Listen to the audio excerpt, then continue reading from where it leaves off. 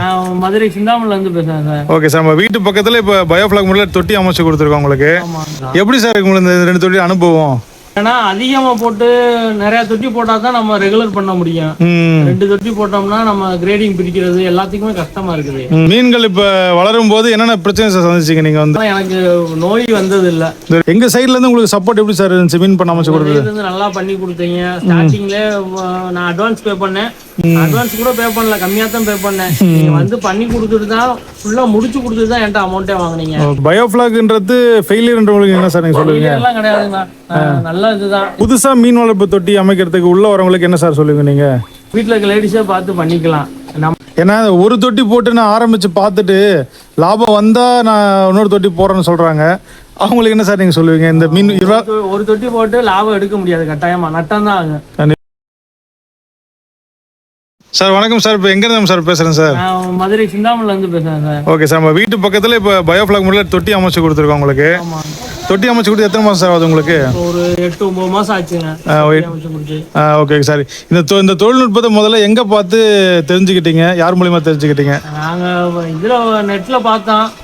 பார்த்துட்டு நீங்க பாலமேட்ல ஒரு இடத்துல போட்டீங்க, அதை வச்சு பார்த்து அப்படியே சரி நம்மளும் போடலாமேன்ட்டு இப்போதைக்கு சாம்பிளுக்கு ஒரு 2 தொட்டி மட்டும் போட்டு பார்க்கலான்னு போட்டோம். ஓகே ஓகே சார், போட்டு அதில் தான் இது பண்ணிக்கிட்டு இருக்கோம். எப்படி சார் உங்களுக்கு இந்த 2 தொட்டி அனுபவம்?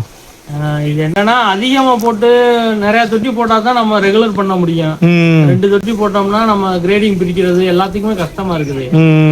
அதனால வளர்ச்சியும் கொஞ்சம் கம்மியாகுது. இப்ப அதிக தொட்டி போட்டோம்னா கிரேடிங் பண்றப்ப ஓரளவுக்கு மேட்ச் ஆகிக்கிறோம். நம்ம கரெக்டா பிரிச்சு பிரிச்சு சிறுசும் பெருசுமா வர்றப்ப ஓரளவுக்கு நமக்கு அறுவடையும் நல்லா ஈஸியா எடுக்கலாம். இல்லாட்டினா அறுவடை எடுக்கிறது கொஞ்சம் கஷ்டமா இருக்குது.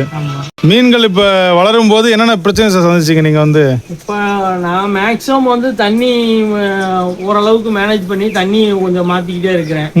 ஒரு மாசம் அந்த மாதிரி கிரேடிங் பிடிக்கிறப்ப தண்ணி மாத்திடுறேன். அதனால எனக்கு நோய் வந்தது இல்ல, நோயே வந்தது கிடையாது. இப்போ மீன் வளரும் போது உங்களுக்கு நோய் வந்தது கிடையாது. தண்ணி அதுக்கு நீங்க சரியா பராமரிக்கிறதுனால தான் உங்களுக்கு மீன் நோய் வரலைங்களா? இல்ல, தண்ணி பராமரிக்கிறனாலதான். பராமரிக்கிறனா நேரம் கழிவு தண்ணியாகி ரொம்ப இதாயிருக்கும். ரொம்ப கலங்களாகி ஓரளவுக்கு ரொம்ப குவாலிட்டி மாறுற மாதிரி வித்தியாசம் தெரிஞ்சுன்னா செக் பண்ணி பார்த்துட்டு அப்படியே நான் தண்ணி சேஞ்ச் பண்ணி விட்டுருவேன். அதனாலதான் எந்த நோயும் வரல இது வரைக்கும். ஓகே ஓகே, நீங்க வளர்க்கும் போது உங்களுக்கு வந்து மீன் வளர்ப்பு பத்தி நம்ம எங்க சைடுல இருந்து உங்களுக்கு சப்போர்ட் எப்படி சார் இருந்துச்சு? மீன் பண்ண அமைச்சு கொடுத்தது நல்லா பண்ணி கொடுத்தீங்க. ஸ்டார்டிங்ல நான் அட்வான்ஸ் பே பண்ணேன்.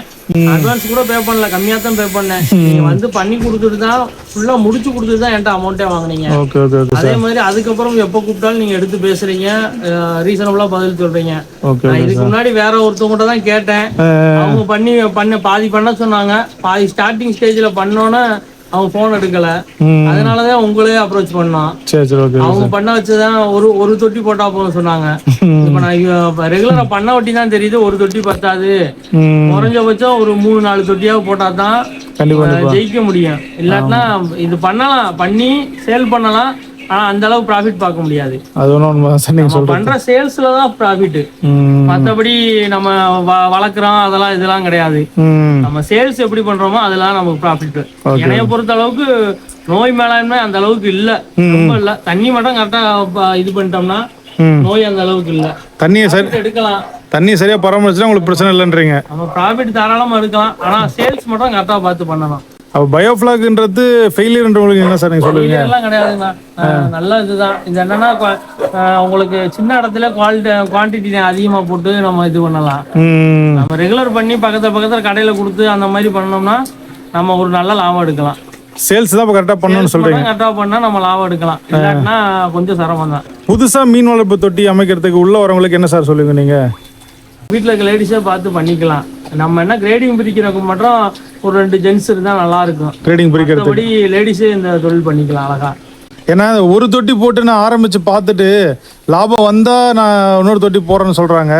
அவங்களுக்கு என்ன சார் நீங்க சொல்லுவீங்க? இந்த மீன் ஒரு தொட்டி போட்டு லாபம் எடுக்க முடியாது, கட்டாயமா நட்டம் தான் ஆகும். கண்டிப்பா. ஓகே ஓகேங்க. குறைஞ்சபட்சம் இப்ப நானே 2 தொட்டி போட்டிருக்கேன். 2 தொட்டி போட்டு என்னன்னா ஒரு சாட்டிஸ்ஃபைங் தான். இப்ப நான் இதுல லாபம் எடுக்கல, நான் வந்து லாப நோக்கத்தோட போடவும் உள்ளது. கண்டிப்பா நான் ஒரு இதுக்கு போட்டு பார்ப்போம், நம்ம இதுக்கு சரிப்பட்டுச்சுன்னா நம்ம எக்ஸ்டெண்ட் பண்ணிக்கலாம், தோட்டத்துல போட்டுக்கலாம் அப்படின்னு சொல்லிட்டு தான் இப்போதைக்கு இருக்க இடத்துல வீட்டு பக்கத்திலே போட்டிருக்கேன். நீ அடுத்த தோட்டம் போட போறேன். அதுல பெரிய தொட்டியா ஒரு 6-7 தொட்டி போட்டு பெரிய லெவல்ல தான் பண்ண போறேன். லாபமான தொழில் தான்.